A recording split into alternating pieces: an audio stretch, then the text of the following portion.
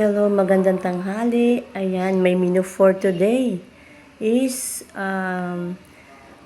in-steam na pechay Tagalog with sibuyas and bawang.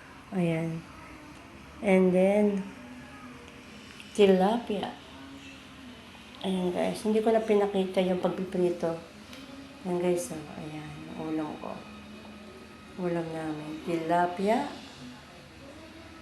and in-steam na pechay Tagalog. Ito yung ulam ko.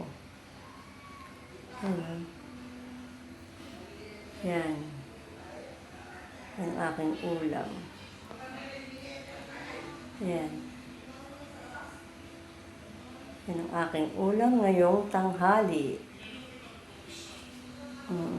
Para maiba-iba naman ang ating ulam guys. Hindi puro karne. Ayan guys. O diba? Picturean natin siya. And then, tilapia. Ayan.